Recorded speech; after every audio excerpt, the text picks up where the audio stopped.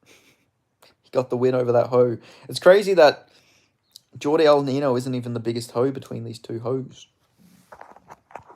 All right, I gotta stop making the hoe jokes.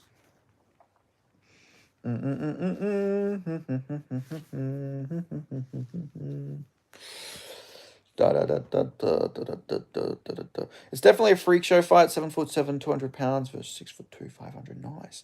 Let's go, Mandel. That lad looked proper confident in the face off, almost dismissive of the other dude. Did you guys see him do the Gracie thing with his ribs, where he like, they do like that little breathing Gracie technique thing? Next one should be fun. Yeah. Hopefully Samuel Silver gets chinned for George Hardwick. He robbed George Hardwick. I'll stand by that. Nalo definitely has that Indian. Why are people calling Henrique boring? Ho was literally the one running away from him. That's what I'm saying. Everyone's shitting on him on Twitter, but it was Ho. It was Ho's fault. But obviously I don't think Eduardo's going to get signed, but it's not his fault. So wait, it was 30-27. Anton Ho heard 30-27, and he thought that he had won the fight. What a fucking idiot. What an actual idiot. Indians can't fight. Indian fighters, they're just not very good, are they? They're just not, unfortunately for them. You know, I don't know why, but why this guy got a bomby knocker?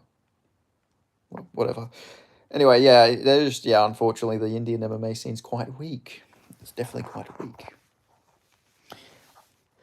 The thing is, you can't rate, and this is why I feel like the Indian MMA scene's not good, because you can't rate an 8-0 Indian guy because he's beating other Indians. That's why if you're going to have a good Indian fighter, it needs to be someone who's beating, like, you know, like white fighters or beating African fighters or Asian fighters, like, you know, East Asian fighters or whatever.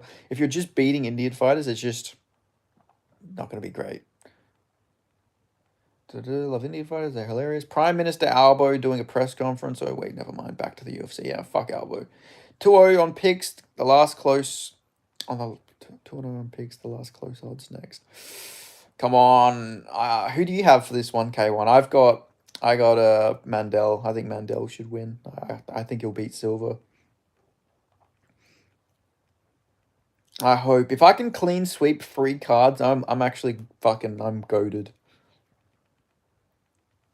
I mean, to be fair, it is like 5-0. Going 5-0 is like not too hard. LMFAO, Memon on Tough was talking about his big breakout win against a known guy in the industry. It was some 10-6 window cleaner. Yeah. This is what I mean. Like, the reason why the Indian fight scene is so bad is because it's like, it's Indian fighters beating other Indian fighters. And then when they come to the UFC, of course, they're going to not be great. Got Silva, he could get caught over. I think he wins with cardio on dog. No, don't say that. I hope he gets colded. I need him to get colded. French people are like sort of athletic though. There's like some pretty athletic French guys. Remember where you were that day? 9/11? I was on a plane. I was like 6 months old. I was on a plane to the UK. But yeah. I was alive before the towers fell though. Wow, Mandel really does look Indian, right? Yeah, he does. He's got the moustache and everything.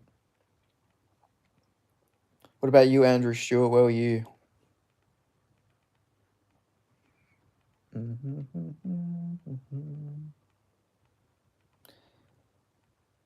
Samuel Silver looks so familiar. I don't know who he looks like. Maybe he looks like Cyborg's husband, like the male Cyborg. Yes, so that's it. He looks like the Salamanca twins. He looks like one of the Salamanca twins. That's it. He looks like the ones who were trying to take out Hank. They survived. You know, Hank 40 took him out, but it turns out they're the Salamanca fucking triplets. There's a third one.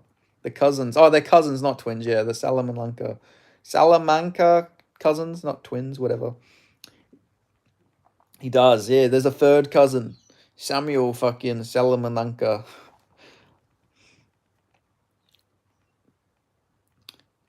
Hank's gonna fucking come back and snipe him. Damn, that's a gold-ass building. Nice. Both of the twins have a cameo and one change charges like 1,000 more than the other. That's crazy. Like, that's pretty interesting. Like, why is the other one's more expensive? Who the fuck does he think he is? Is he the one who got shot last? Is that why he thinks he's like more special? Like,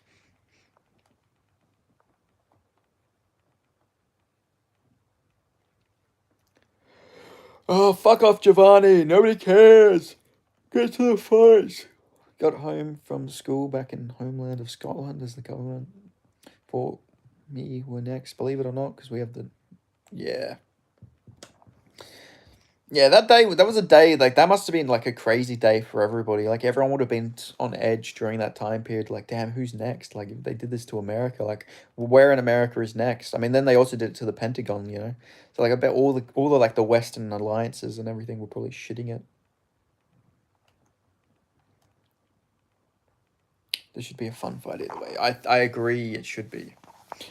What is Nalho, though? Is he, like, Brazilian? I know he reps Canada, but is he, like, he must be of a Brazilian background, right? No, he's born in Montreal, Canada, okay. Jumu. What is his? What is this guy's background? I was in federal prison. Unrelated, though, okay. At least it was unrelated. At least you weren't... You know, I thought you might have been one of the fucking jackers, you know, Andrew?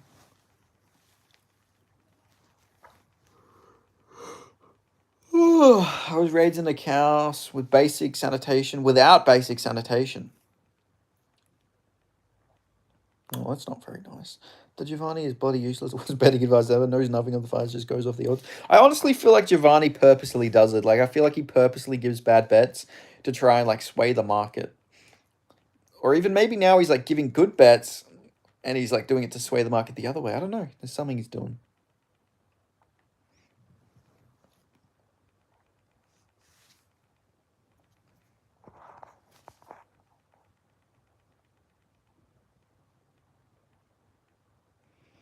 Put my life and career in God's hands. Everything I do is to honor him.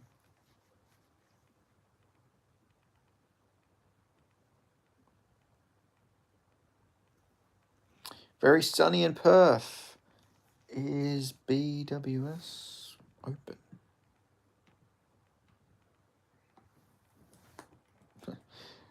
Just reckon he's a dumb gun. Yeah, maybe.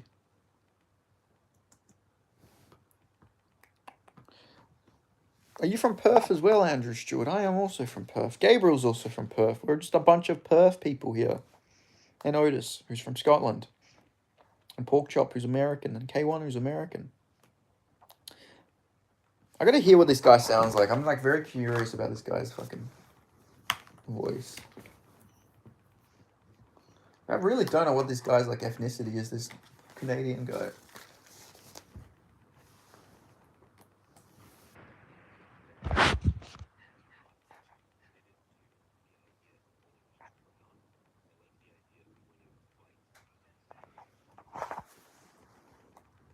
Wow, he's very, very Canadian accent. Obviously, he's from Canada. That makes sense. Nala just said he moved to Ghana for 4 years. Why the fuck? Why did he do that? Is he from Ghana? Like, why? Indian and Canadian, surely you get cheese. I don't think he's actually Indian, is he? His name's Mandel. That's not a very Indian name. He looks like Diego Lima, though. He does look like he could be one of the Lima brothers. Alright, let's get this fight on the fucking road, shall we? How many fights we got after this? I think there's like 2 more fights after this one. He said, born in Canada, but his parents moved to Ghana randomly. That's very random. Why would you just... Oh, they must have been missionaries or something. Alright, we got Samuel Silva here. Do you think GSP is, you know... I don't think GSP is gay, no. GSP's like, there's photos of him. Like, he loves women. I think... He's not. GSP is not fucking gay. He might be this... Like, he might be one of the only fighters, like, from that era who doesn't have allegations about him. He even said it himself. GSP's free passions in life are fighting, women, and dinosaurs. He is just autistic. Yeah, he is 100% just autistic. He said, like, his passion in life is like fighting, women, and dinosaurs. Such a random three things. Dinosaurs. Tommy Gun Goat. He is the goat. He's definitely getting a contract. Tommy McMullen is definitely getting a contract. I got my interview I'm doing after this stream as well, guys. Make sure you keep your eye out for my interview with Seb Saleh. That should be today. I haven't messaged him today, but he said around lunchtime, so my stream will be done around like before then. So I'll message him to see. He likes fighting women, fighting women, and dinosaurs. He should just stick to fighting women. Maybe Asperger's is autism. It's the same thing. Fighting women, dinosaurs. Think about that. I don't think GSP is gay. I'm pretty sure he's got like, I don't know. There's like photos of him in jacuzzis with like tons of chicks. Like, doesn't give off gay vibes. He's just French. Like, I'm not impressed with your performance, but I am not gay. I am GSP. I like women. I am not into men. Why do you say this? Do not redeem it. What are you saying? I don't know. That went from a GSP to an unshow. But no, I don't reckon he's gay. He's French Canadian. Yeah, but like, I don't know. They call him George St. Pimp because he's always getting bitches. Damn, Mandel is hyped up. Damn, he's the people watching Mandel Nalho is like hyped as fuck right now. They're all jumping and screaming. French Canadians are naturally feminine. Well, that's true. That's true. We have Janice in this chat. Malcolm Wellmaker fan. He's pretty feminine. Holy shit, I did not realize Mandel was 36 years of age. I didn't realize he was that old. I maybe shouldn't have picked this guy. I thought he was 32. What the fuck? I swear it said he was 32. They lied to me. They said he was 33. Hello, Zevsi. How you going? Hope you're going very well today. GSP is like Lewis Hamilton, we all know. Derek Lewis versus John Jones. John Jones would destroy Derek Lewis. I did not realize Mandel was 36. I feel like I've been lied to here. I didn't realize he was that old. But fuck it. We'll go Mandel by KO. We're sticking with our pick here. Oh, big front kick there by Mandel. Damn, this guy's got like a pretty interesting style. Swinging big shots here is Samuel Silva.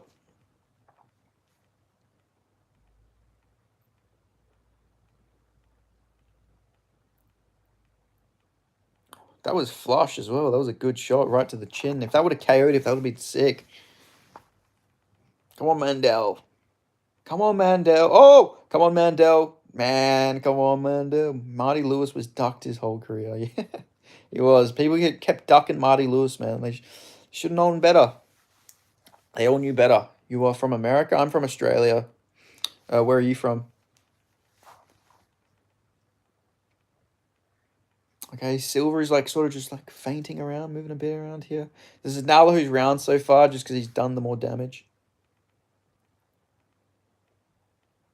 Silver's just throwing big shots, but not landing. They ducked the Sweet Pea special. Yeah, exactly. Marty the Sweet Pea Lewis. People knew not to mess with Marty Lewis, man. Derek Lewis the worst.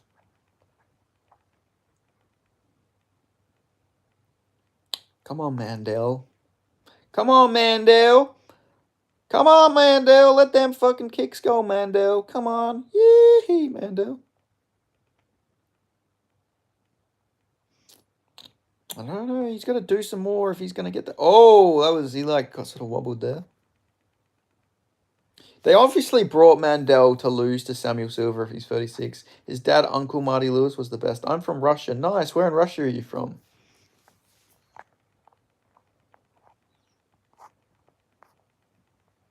From Moscow? Are you from the European part or are you from Siberia?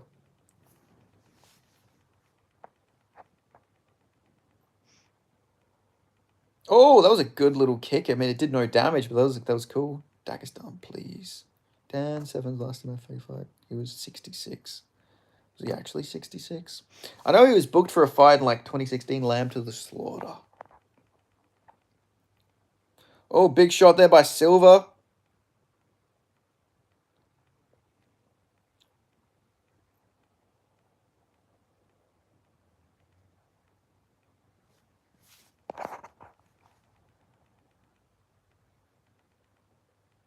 Come on, Mandel. I mean, Silva's like eating. He's taking a lot of shots. His face is pretty busted up. From Rostov. No, don't know. Nice. I apparently have some Russian ancestry a little far back. Shout out to Russia. What are your thoughts on the perf card? Pretty disappointing. We won't see Cody or Quillen on it. It's very awful. Very bad. I hate it. I really do hate. No perf fighters on the perf card is so stupid. We needed to have both the tougher brothers on there. Oh! Oh! He's out! He's out! Yes! Mantel! Let's fucking go! Another underdog, baby! Free in! Oh! Woo! Woo-hoo. Can we get a Jubilee interview at some point? Yeah, fuck it. Why not? I would interview him. Damn, he slapped him out cold. That was brutal. I wish he was younger. Honk tag, focus away because he's a massive foodie and eating shit food and getting older and will be step. Gene Silver steps in on short notice and chins Lerone Murphy. Lerone, there's only one of those people who has missed weight between those two, and it's Gene Silver. Gene Silver can barely make featherweight on a full camp. I don't think he would step in on short notice. The only reason the tough bros are there is to get KO'd in Australia. Yeah, probably. Damn, that was a nice KO by Mandel. Boom! That was worried about getting early. God damn it. I refuse because you're too close with Colin Salkin. I'm sure he'd be alright. Damn, that was such a short shot. I'm actually surprised. Like, that is some insane power. Like, a short shot like that to KO someone is pretty crazy, not gonna lie. Like, he must have some insane power. He was 36 as well, so it'll be interesting to see if they sign him. They don't normally sign guys who are 36, but Tapology said he's 33, so I don't know what Tapology's smoking, but good performance there. Another loss that ages very badly for George Hardwick, unfortunately. Oh, definitely missing weight last time. I said you a bunch of Bulk is eating shit, fair. He's not eating shit food 24/7. I don't know. I think I'm just gonna put you in timeout. You got fight cancellations right. Doesn't mean you're gonna predict fucking Volk missing weight. Volk's never missed weight before. He's very disciplined with the weight cut. While Gene Silver missed weight like 2-3 times, you'd get at least 700 more subscribers. I know Jubilee. When I did the Sourkilled interview, that's like the first interview I've done that's broke over 1K views. It was just literally 80%. Have you watched the YouTube channel Volk's Food Channel? I have, but he's not in camp. He's not booked for anything. Of course, he's gonna not. Like, he's going to eat whatever he wants now. He's not in fucking camp. Imagine if Bro flukes a weight misprediction. Oh, I'll never hear the end of it if it does. Alright, come on, Cesare. Have you done a potential White House card? No, I'm going to do that soon, actually. I'm planning to do that I was actually planning to do that maybe this week or next week. If there's no content to make this, like, Friday, I might, because I'm going to do my interview today. I'll probably upload the interview I do with Saleh today. And I'll probably wait 2 days or 3 days before I make another videos. Yo, nice tropical shirt. It's a Tommy Vercetti fucking Vice City shirt. What's the name of the other mullet mustache fella? On this card? I think that may be Gene Poole. Let me look. Oh, no, that might be Theo. I think that's Theo Haig you're thinking of. Yeah, Theo Haig. I think Theo Haig's going to lose. I think he's going to get chinned.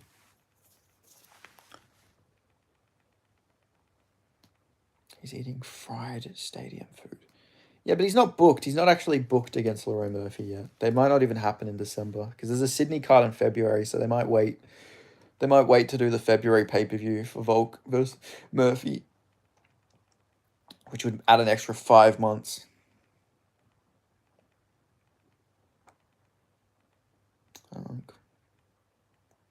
Volk getting brutally slapped by Murphy in his last fight.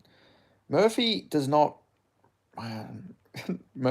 normally sleep people. Pico's been chinned like 5 times. Murphy's only slept Makwan, Amir Khani. Marwan, Amir Khani. No, Makwan. Fuck, I keep fucking Marwan, Rahiki, and Makwan. Amir Khani's names up. But he's only slept Amir Khani and fucking... What's his name? Aaron Pico. He's also older. Lerone Murphy's like the same age as Volk, pretty much. He's not even like a prospect. He's like 34. I don't know. Murphy's not that good. I don't think. Let's go Theo Haig, power of the mullet. No, I need Cesare to win. I need Cesare to win. I need a clean sweep. Come on, Cesare, do it. For Poland. Do it for the legendary Polish power. Come on, Cesare. I really can't believe he's 36 though. How does Tapology get his age off by 3 years? Imagine Larone does a headshot dead on Volk. I would cry, man. I wouldn't cry, but that would be so sad. To me, it's crazy. Bedtime had Frankfurt and found when he's 1 in 20 his last free. I'm just gonna mute you. You fucking going about this every single time, Janice. Like, I get it. You don't like Volk. I get it. Like, but he's still, you can't just like forget everything he did. Like the other 10 fights, 12 fights he won. And he didn't squeak by Diego Lopez. He won 49-46. You do this every time. You come in and you say the exact same things every time. Like, I don't know what you're trying to achieve. Like, I don't know. You got your opinion. It's fine. But you say it every fucking stream. Just wait and see how his next fight plays out. I don't know what else to tell you. There is an awesome video of DC cutting weight in like 2 days. I mean, it's intense, but it shows how they cut fast. Yeah. Looks like it looks like fucking DJ in the back. There's like a white DJ in the fucking back of the Mandel thing. The guy in the white wife beater looks like a white DC. No Volkslider here, mate. You can say he's on EPN. That's it. You're done. You're done. No, Malcolm Wellmaker fan slanders every Aussie fighter, and then when I like defend the Aussie fighters, he says I'm biased towards Aussie fighters. Yeah, no, I think he's an all-time great, just like I'm talking like right now in the moment. Oh yeah, obviously, yeah. Like I thought you said before, you've said before he's not like in the GOAT list. Yeah, like obviously now he's not pound for pound number one. He's lost, but he's still like top 5. I think he's still above he's above JDM at the moment. He's above Hamzat at the moment. He's above Ankalaev. I'd put him above Aspinall right now. The only people above him I'd say is Marab, Islam, Ilya, and Pantoja. So he's like 5th, I'd say. Volk is kind of overrated. He's not overrated. Beating Holloway 3 times is like crazy fucking good. Yeah, I was just saying it's crazy bedtime at Volk. At number 3 pound for pound. Yeah, I don't think he's number 3. Yeah, I disagree with him being number 3. Yeah, I don't agree with that. I think he's top 5, but you gotta put Pantoja, Marab, Islam, Ilya above him. Like obviously you gotta put Islam and Ilya above. And then yeah, I'd say Pantoja. We got a 36-year-old prospect the same age as Volk. That is fucking crazy to be fair.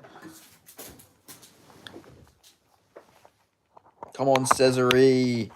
Come on, Cesare, please. Why are they showing this? Weren't they just doing the hype promo for Cesare's fight? Why are they showing the fucking fountains? He's just hitting his prime. Marab might be the one fighter I believe is like not in his prime yet. I feel like Marab could still do what he's doing now in like 5 years' time. I don't know. Maybe I'm wrong. Maybe he loses his chin and he just gets chinned a bunch. But I don't know. Marab just feels like a guy who could still be around in a couple years' time. Bedtime had Hamza at 2. He's his number 1 guy. He had him number 2 pound for pound already? I don't know. That's crazy to me. Hamza. I mean, Usman's a good win, but it was like murky circumstances, upper weight class, short notice for Usman. Maybe I think Usman would have been pound for pound still then though. He's decent in the current market, but I don't think he will be discussed in like 20 years. I think he will. I think it's actually gonna be. I think we're gonna have less long-term champions in the future. I think the better the sport gets, the more there's less chance of having people like Volk who has like 5 title wins or 6 title wins and stuff like that. Like at featherweight, like he's arguably the greatest featherweight, like level of competition and stuff like that. But again, every time we get a new champion, the level of competition is just going to keep getting better. So I know it's hard to say, but I think he'll still be mentioned in a couple years' time, especially like the Max Holloway performance, the 3rd one. He'll get mentioned. I feel like the Ortega fight's always going to get mentioned. We'll have more. We'll have way more placeholder champs. Yeah, that's what I mean. I feel like the era of long-term champions is going to probably disappear for a couple of years. Having Hamzat above Pantoja and Marab is disgusting. Yeah, that is bad. Especially Pantoja. Pantoja is very underrated. I don't get why he gets like flyweight. Like skill-wise, is so much better than a lot of those higher weight classes. Volk beat Max by decision. Ilya took Max's head off. Yeah, but nobody takes Max's fucking head off. Like, duh. Like, he's the first person to chin him. I don't get the point. Like, I don't get your point. You know, like, it's like saying, well, Habib went to a decision with fucking Ally Quinter and Bobby Green chinned him. Holberg and Navo Sterling are some of my favorite fighters, so you can't say I just hate Aussie fighters. They're not from Australia, you fucking cunt. They're from New Zealand. They're not even Australian. And you know that. You're trying to rage bait me, you prick. They're from a different country. That's like saying, I don't know, like, Justin Gaethje and Michael Chandler are some of my favorite fighters. You can't say I hate Canadians. Like, what? Yeah. Nah, I was like, oh, I know he's rage baiting me, but still, fuck you. Oh, I thought they were from Aussie. No, they're quite clearly from New Zealand. Fraser Al did better than Poirier, Gaethje, McGregor. Yeah, raging out, man. He was raging that day.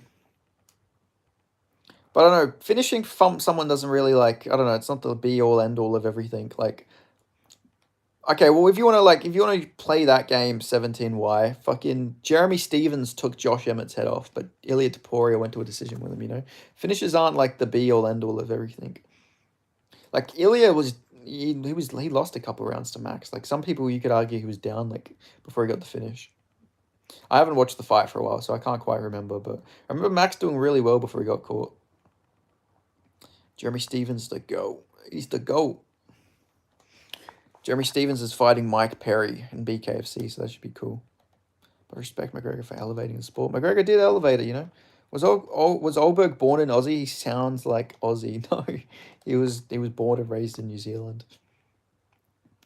But his last name's German. Like Olberg is German, so he's like part German, part Moldy. Like he's native New Zealander. All right, here we go. Finally, the fight's starting. I'm fucking so keen for this one. I don't care about the main event, by the way, but in this card, I don't care about Condon. That'll probably be the one fight I get wrong. Damn, fucking Michelle and Cesare look like... I was going to say like brothers. Obviously, they're brothers, but they look like twins. They look so similar. Carlos Prates is hyping up Cesare right now. Ockberg beat one of the local fighters in my area. Yeah, what, John Martin Fraser? That fight was awful. That John Martin Fraser versus Olberg fight was so bad. Such a bad fight. John Martin Fraser is like... He's fought like a lot of the like up-and-coming guys. Except I don't think he fought Cam Rouston. I don't think he fought Rouston, but he did fought Darcy Vendy. Fucking Vendy slept him badly. Says he better not lose to an NPC grappler that is technically just Brendan Allen. Yeah, I swear to God. Please, Cesare, please. We are going to take out Theo Haig. We are going to get a UFC contract. Come on, Cesare. He's just started a gym. Nice. Oh, he's fighting in Dubai or something like that, John Martin Fraser. He's booked for like a Middle East card.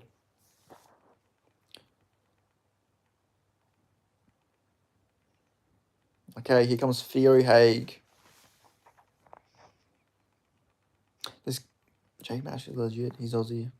He's legit. He's Aussie for sure, right? Yeah, Jake Matthews is Aussie, yeah. He is very Aussie. Jake Matthews is such an interesting guy. His nickname is the Celtic Kid. He's born and raised in Australia. He's got Norwegian ancestry and he's Muslim. He's like such an interestingly like diverse character as Jake Matthews. You see, I'm not an Aussie hater. Yeah, but you hate like most of the other Aussie fighters. Like, I don't know, you just randomly shit on Aussies all the time. Like, you say I glaze all the Aussie fighters, but I'm like pretty, like I'm not that glaze. I don't glaze them all. I pick against them if I think they're going to lose. But most of the time I pick them, they win. The only time I've picked against an Aussie and they've lost was like, I picked against John and McAuliffe against Kevin Doucette. But like, You know, you don't see me picking Jamie Malarkey to win his fights. Linkin Park just announced a concert in Abu Dhabi. Not a fan of the chick singing, but the song still hit. I haven't heard the chick singing, to be fair. I haven't heard anything since Chester died, I don't think. I love Linkin Park. All right, please, Cesare, please. Can we get a win here, Cesare, please? Okay, 25, 75-inch reach, 6'3". Damn, Cesare is so much bigger than Michelle. It's crazy he's the little brother as well. Well, he's a big favorite. Come on, Cesare. Get this. We need Cesare to win, guys. Come on. Legendary Polish power. Come on. Come on, Cesare. Cesare Olacic. Oh, they're out fast here. Fierhaig. Oh, good jab there by Cesare early. Fights. Oh, he's shooting. Oh, he stuffed the... That was a fucking horrible takedown from Fierhaig. Come on, Cesare. Oh, he dropped him early. Come on, Cesare. Woohoo. Come on, Cesare. Yeah, let's go, Cesare. Oh, another good jab. And Fierhaig go... Oh, big hammer fist. Oh, he's going to KO. I think he's out. I think he's out. He's fucking out. Oh, no. Back of the headshots. They didn't... You fucking cunt. You better not. I swear to fucking God. I swear to God. I swear they were the temple. I swear that was mostly temple, but...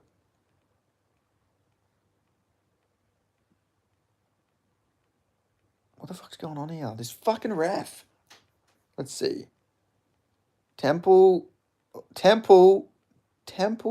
Oh, I can't tell because of his mullet. They look like the temple to me, though. Oh, those ones are back of the head, but it looks like it's the side. I don't know.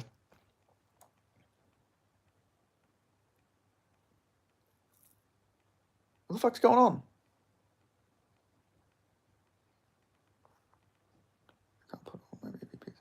What the fuck happened?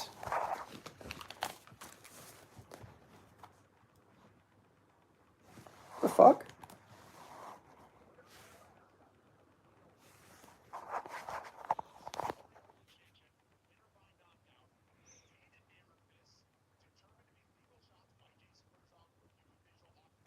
That was fucking weird. Okay, he won, though. He won, but that was fucking strange. That was really weird. That was certainly a weird... I mean, he was out. He was clearly out, but, like, I don't know. That was weird, right, guys? That was a weird way to end it. But, hey, he won. Cesare won. There we go. 4-0. I would just be remembered by the McGregor KO, sadly. I can't just say that. Yeah, he still went on to win more fights after it than Conor did. That was so weird. That was one of the weirdest, like, little sequences I've ever seen. But I thought they were legal shots. I thought they were legal.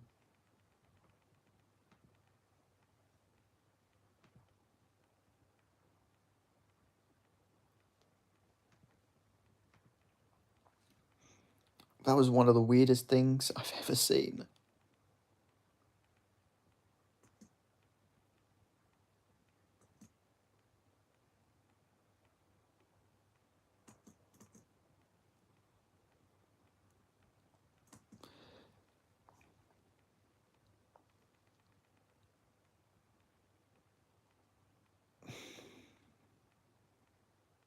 Okay, so there's a guy who's freaking out right now because he thinks those shots were the back of the head. They were not the back of the head.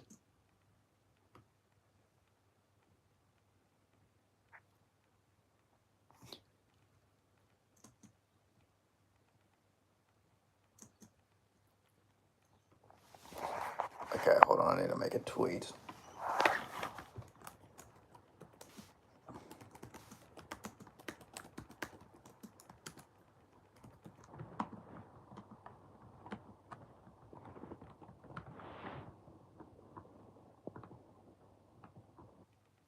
That was the weirdest MMA fucking stoppage ever I've ever seen.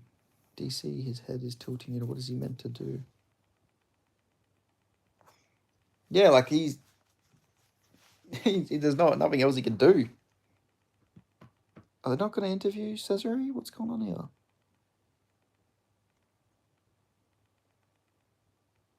Okay, here's Cesar. Okay. I thought they weren't going to interview him. That's really weird.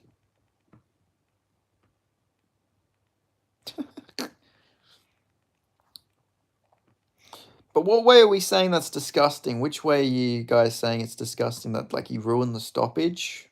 Or that it wasn't back of the head? Need to hit the Manchester United stream. All the best, bro. All right, catch you. It was good to see you, Andrew.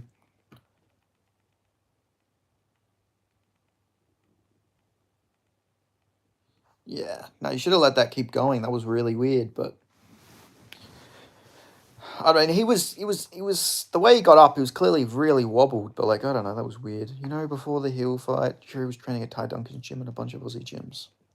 Damn. Yuri and fucking Ty Duncan training together. What a world we live in. It wasn't even a weird stoppage if they didn't miss it up. Odd. Yeah, that's what I mean. It wouldn't have been a bad stoppage if he didn't do the whole, like, time thing afterwards. Like, he dropped him, he rocked him, he concussed him, and then he landed, like, fucking, like, 30 shots to the temple. All clean, though. I thought they were clean. That's why I was watching it. I was like, they didn't look like... Yeah, because you can see him buckle. He's like, he went out to the shots at one point, I feel like. Because, like, look, yeah, he went limp. You can see he went limp and then woke back up. I think that's a bad stoppage. It's just a weird sequence the ref did. But you can see that he went limp from those shots at one point. Then he wakes back up and grabs the leg again. Even when he stands up, he's jelly-legged.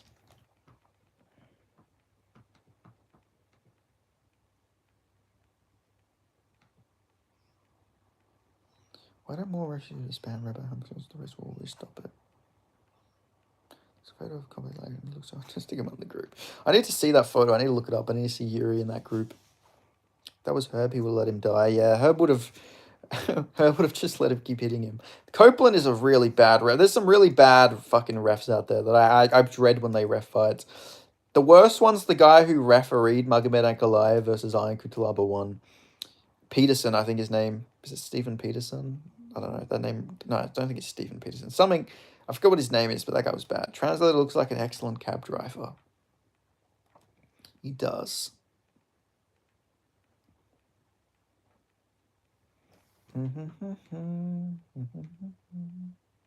Keith Peterson. No, not Keith Peterson. I know Stephen Peterson's the fighter. No, not Keith Peterson. It's a different guy. Kevin McDonald. That's it. Kevin McDonald.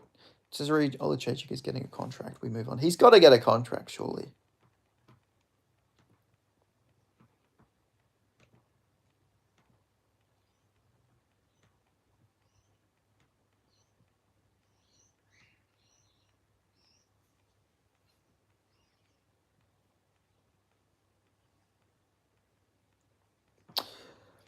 Oh yeah, guys, it looks like this is like some breaking news, I guess, but it looks like they're doing Arman Sarukian versus Dan Hooker in Qatar. It seems like that's likely going to be happening. That's something I've heard. Because Arman's definitely fighting in Qatar, so I think it's going to be him versus Hooker probably, or unless they do the Gamrot rematch maybe. But seems like Arman's next fight will be in Qatar. He's not getting a title shot. The poor fucker.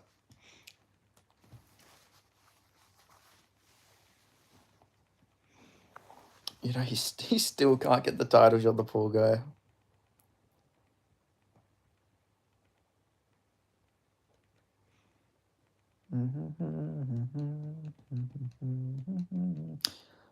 I might pick Dan Hooker. His takedown defense was very good against Gamrot. It did. It looked really good against Gamrot. The only thing I'd worry about is Arman catching him because his chin... The thing is, his takedown defense looked the best it's ever looked, but Dan Hooker's chin also looked maybe the worst it's ever looked. Like, yeah, getting hurt by Gamrot's pretty bad.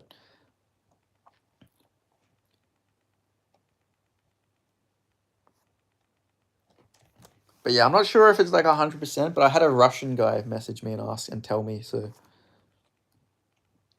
But I think I don't think he's sure if it's him versus Hooker or not, though. That's the only thing. Oh yeah, I'm interested to see the power rankings here. Oh, did they just get DC on commentary randomly? Like, he was there for Eduardo, and now he's just commentating. He's in a fucking, like, basketball jersey, or not jersey. He's wearing, like, a basketball shirt or something. Some, like, Louisiana shirt.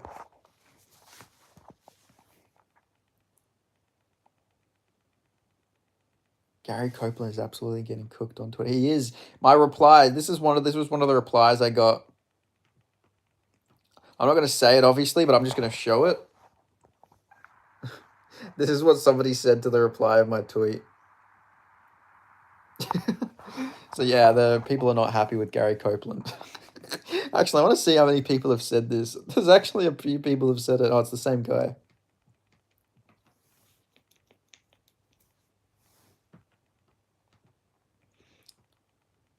Gaethje title shot in 2025. Surely not. They'll probably, if anything, it'll probably be Paddy. They'll probably give Paddy the title shot.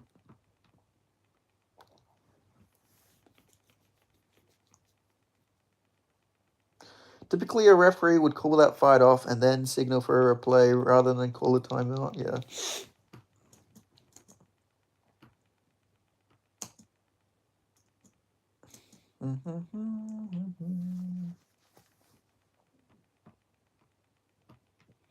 I swear to God, if Condon fucking ruins this for me, I'm going to be fucking pissed.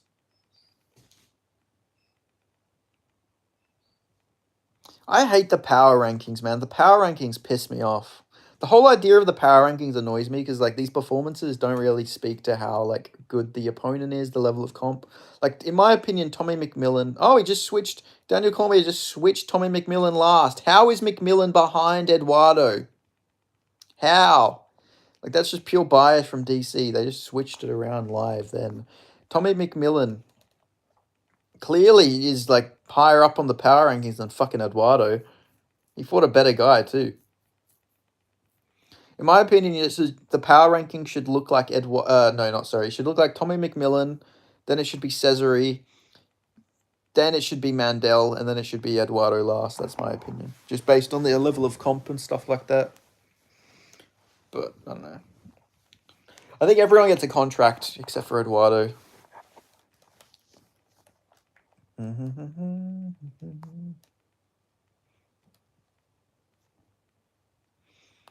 swear if Jack Condon is the guy who fucking ruins my fucking undefeated streak, I'm gonna be fucking pissed. I'm picking against him, Jack Condon, but I am rooting for him since I live in New England. Yeah, I can't trust New England fighters. Like, did he fight in Cage Titans? That's it, not CES.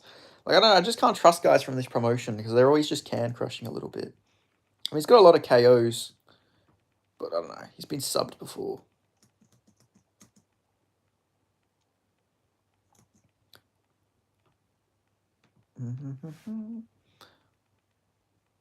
Oh, they're just showing old KOs right now.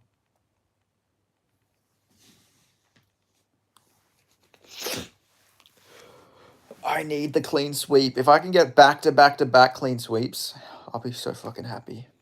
It's going to be stressful. I didn't think I'd be so invested in a Jack Condon fight. Damn, he's powerful, Condon. He's very powerful, but again, these aren't against the best guys.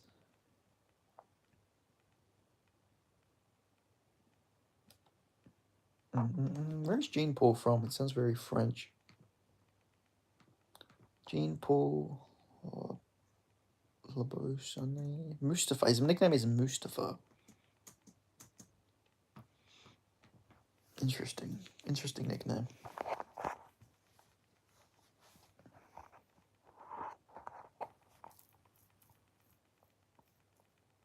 If I was Jack Condon, I would make my nickname. It would be like Jack Better Wear a Condon. That'd be my nickname. Better Wear. I don't know. It'd be funny. If my name was Jack Condon, my whole thing would be like making a meme out of my name. I feel like I'd be like, Better Wear. I feel like that'd be a good nickname. Jack Better Wear a Condon. Or Jack No. His nickname should be No Condon. Like, I don't know. It'd be like, I don't know. There'd be so much like potential if your last name's fucking Condon. Make the most out of it. You know, make them laugh.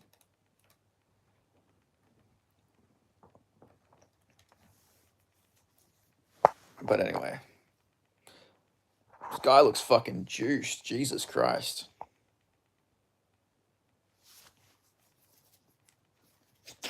This guy's a Gracie black belt. Oh, I hope he doesn't do any fucking jujitsu nerd shit. That's the one thing annoys me. Jujitsu nerds are the worst. Who gave Copland his job? This job. I don't know, but I think whoever it is going to be revoking his referee license.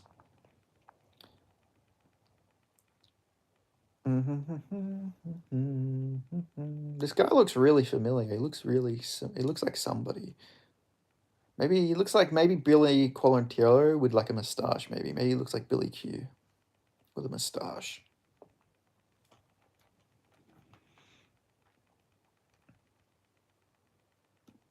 All right, let's go. Let's get into it. Let's go. Here comes Gene Paul. Someone in the dumbass Vegas Commission. The Vegas Commission is just always horrible.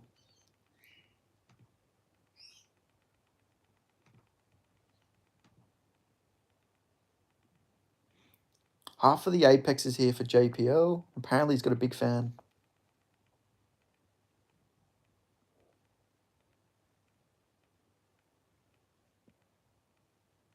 Yeah, that's what I'm saying. Like, he's got a big fan base here. Maybe this guy will be a star if he wins. 2 knockouts, 5 submission, 3-fight win streak, 6 first round finishes. Nice.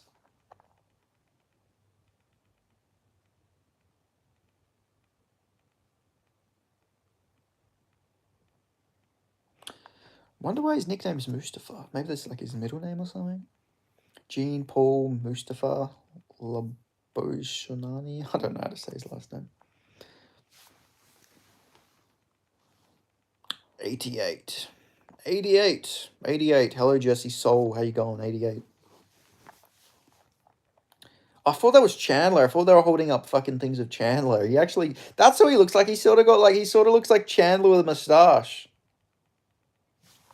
That's who it is.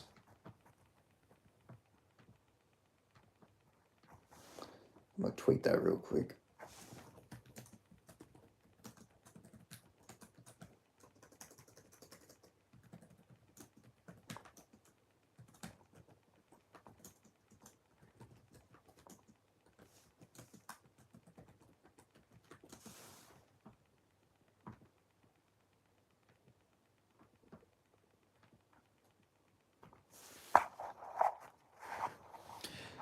Oh, Chick and McMullen are definitely going to be the prospects to watch from this episode. Yeah, they're the legitimate guys. Like, I don't think Mandel will go on to be champion at like 37, but I think Cesare and McMullen can actually do something. And hopefully Olachechik moves back down to welterweight. I think he'd be better suited.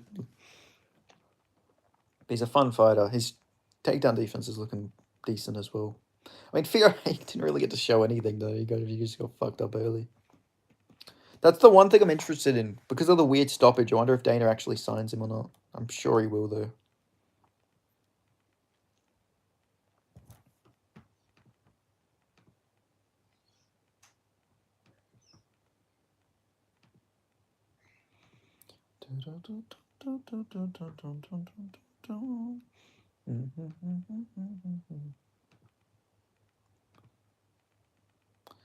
The Korean Zombie is by far the sickest nickname in MMA. Yeah, it's up there. It's a sick fucking nickname. I think one of the worst nicknames is the James Krause. It's like I like how James Krause didn't even make his nickname the. He made his actual nickname the James Krause. It's quite interesting. All right, here we go. John Condon has a big size advantage here. He looks really upset in his photo. Let's see if Chandler with a moustache can get this one done. He's a minus 510 favorite. He's a big favorite. Let's see if Condon's power can be the equalizer here.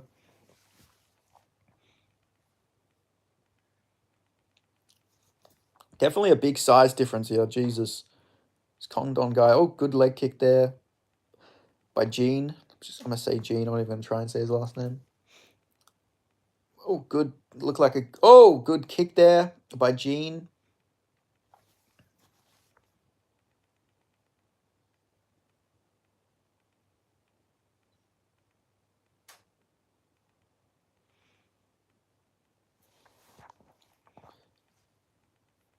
Condon just like hitting the guard here of Gene.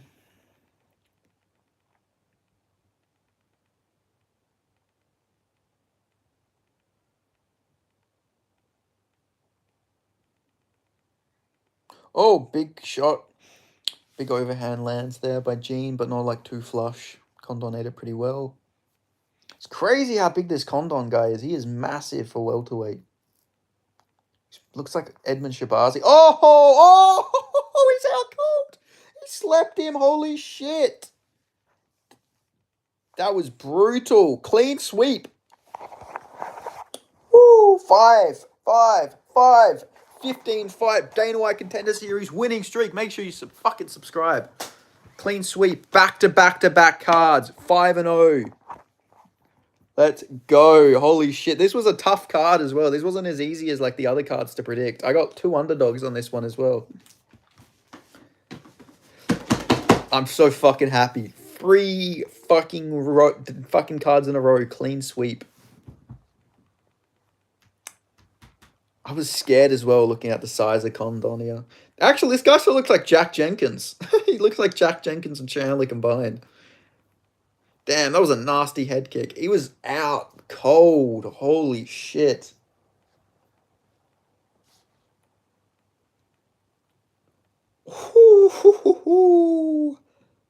Whoa.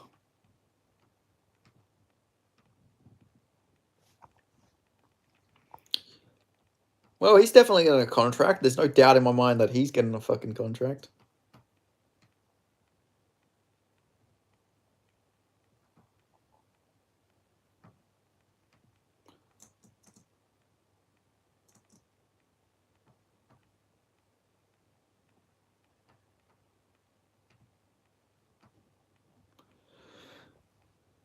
Charles Johnson says he accepted a fight with Steve Erceg at UFC 322, but Erceg declined because he's getting married.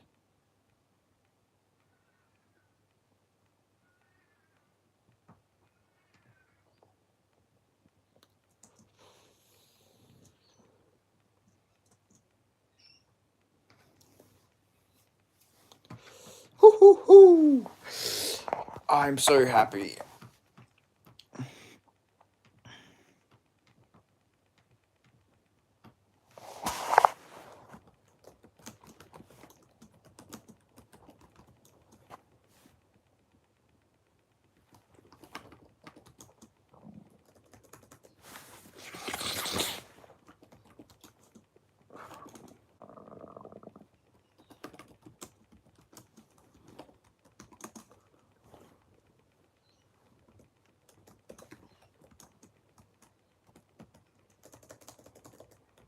Back to...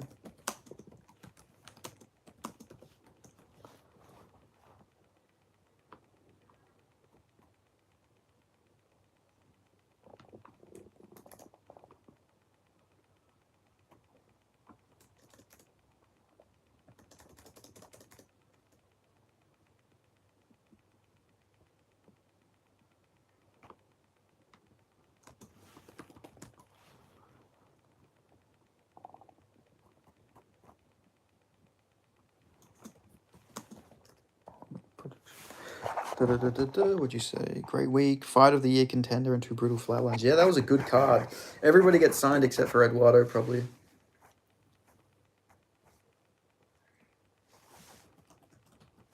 This is why it pisses me off when I don't bet. Imagine if I bet this card. I would have got so much fucking money.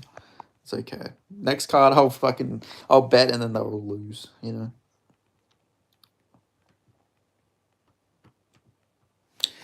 Let's go.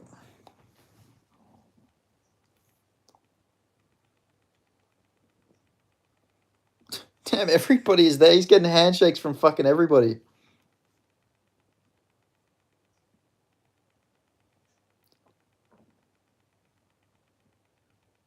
Jesus Christ, it just doesn't end. It's not, it's just... This is the longest it's taken someone to get to their interview before. Oh my god, how many guys is this guy gonna fucking talk to and get fucking...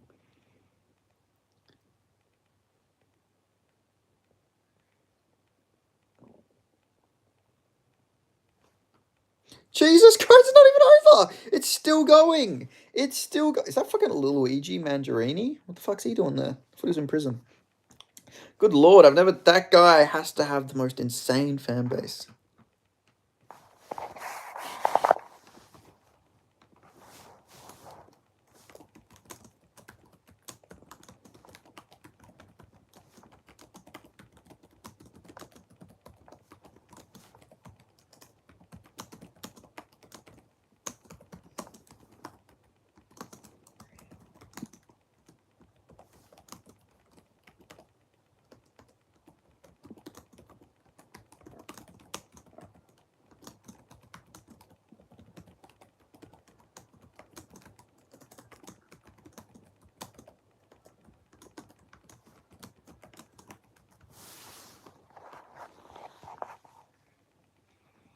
Out cold. Korea Dosa. Korea Dosa out freaking cold. Slumped him badly, man. With how close fights there were in the card for Contender, I would take 4-1. Yeah, they're like, this was a. I honestly, I thought I was gonna get like a few of these wrong. I was like, I'm surprised I managed to get the clean sweep. Like, I was worried about Mandel. I was worried about Mandel. I was worried about McMullen, and I was worried about the main event because I wasn't too high on either guy. Like, I didn't really, I thought Condom, he was powerful, so he might have been able to fluke it, but clearly not.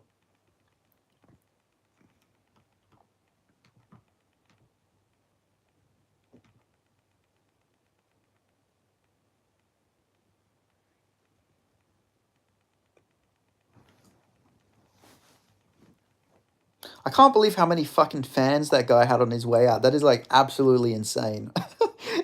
It was like a never-ending like line of him shaking everybody's hand, man.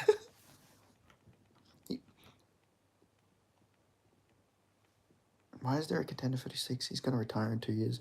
He's been fighting since 2009, so might as well like give him his opportunity. I'm not sure what you said, pork chop in the afternoon. You got to translate that to English, buddy.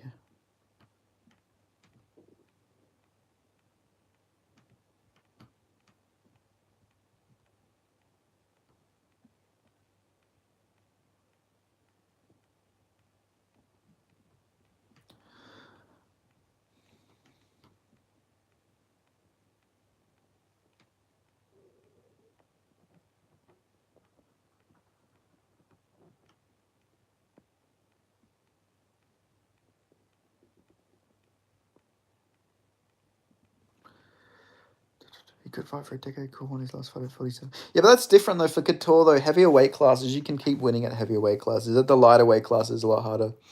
And another O'Malley prodigy that already lost in Tough. Who lost in Tough? Who was the O'Malley prodigy in Tough?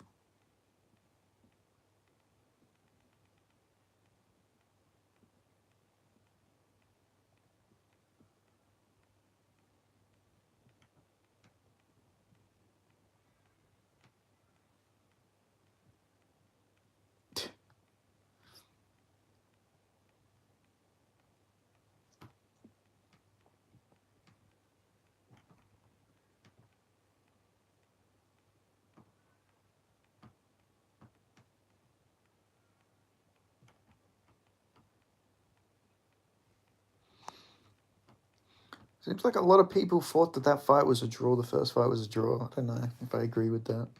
I think it was pretty close.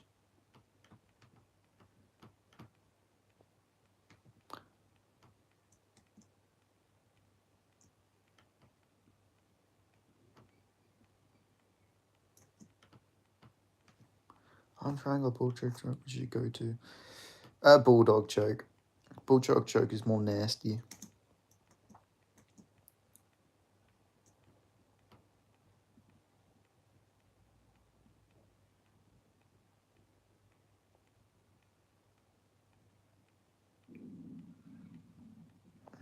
Be honest, brother, if Henry was 6th round, who would have won? I think it would have just been the same old. I think Hamza probably would have just taken him down again. He did look like he was slowing in the last round, but I think that Hamza would have probably still won. Damn, Sean Bitter reckons that. Sean Bitter doesn't think Tommy McMullen should be signed. I think that's crazy. I think he should definitely be signed. If David is the prospect everyone thought he was, I think he should definitely be signed. Even though when he got dropped and almost got subbed, he did come back and he showed toughness. I think he should definitely get signed.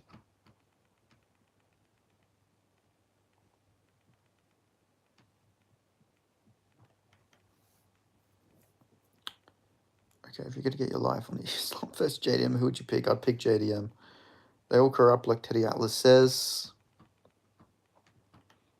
Okay, I think Dana is coming to do the fighters who are going to win the contract. Why JDM? Because he's younger. He's got more to improve on. I feel like Islam is getting older and he's moving up a weight class. I at least know that JDM is good at welterweight. Well, I'm not sure if Islam will have the size and physicality of welterweight. Oh wait, I don't even have the fucking volume on right now.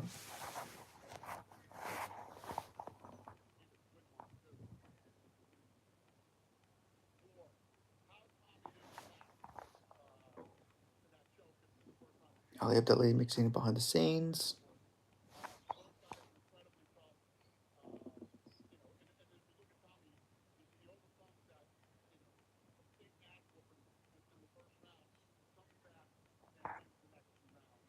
Islam gonna get that belt, man? I don't know. It's possible.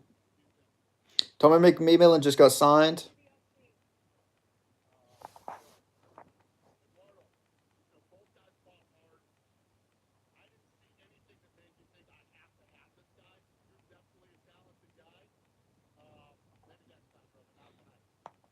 Eduardo doesn't get signed, unfortunate. But makes sense. Not his fault though. Halib disease is sus.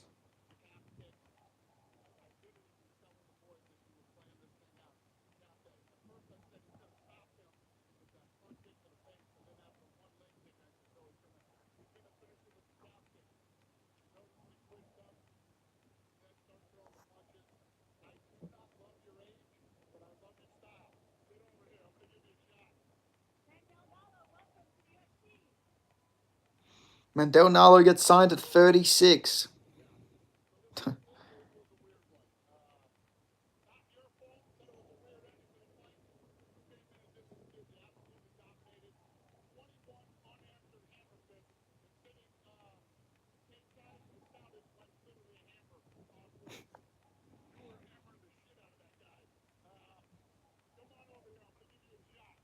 Cesare gets signed.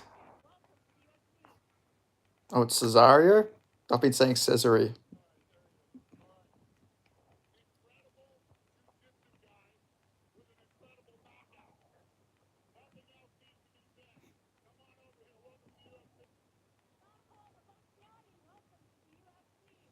John Paul gets signed. All right, yeah, the signings, all the signings make sense to me. I feel bad for Eduardo because he got fucked over by having a fucking pussy opponent. Mandel is middleweight. He's a... Mandel is lightweight. But who knows, man? He's powerful. He's got some power in them hands. It's interesting he did get a title, Vital Things Considered. Not a title, Dana White Contender Series. But hey, better late than never.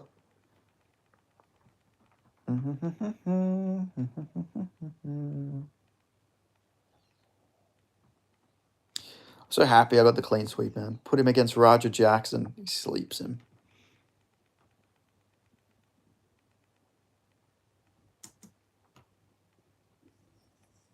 Dana White announced that David... Oh, yeah, David's getting his win bonus as well, so that's pretty cool for him to get the win bonus.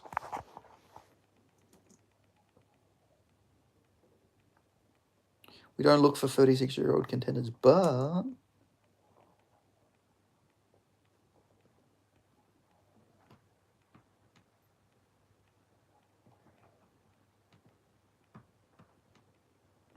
Sean Bitter and Crazy Kev are having like a fucking like exchange on Twitter. It's quite funny. I've never seen Sean Bitter actually like going back and forth with someone. He said, if anyone scored that at 29-28, you don't know what you're watching. Round one was easily a 10-8. I disagree with that, but I respect Sean Bitter's opinion. Crazy Kev said, I actually don't think you know what you're watching. Clear 29-28, kid. And he said, you're posting past your bedtime. The school bus runs early in the morning. And Kevin said, I would ride the school bus to wherever you are and 10-8 you any day if you want to see real 10-8. And then Sean Bitter said, bring your stilts, little man. Fucking exchange. Dana White in stage that he couldn't care less about the UFC. Yeah, he doesn't care. He doesn't care. But you'd get sick of it after a while, surely. But like, I don't know, you'd give off the mantle to somebody else at that point. Anyway, I gotta prep for my interview later that I'm gonna post. So I'm gonna head off. Thank you guys for joining for the live stream. If you're new and you subscribe, thanks for joining the channel. Shout out to the Mixed Martial Artist, the single member. Become a member today. And I'll see you guys next time. I'll keep this stream up as well. So you guys, if you ever want to rewatch it, the stream will stay up. So goodbye.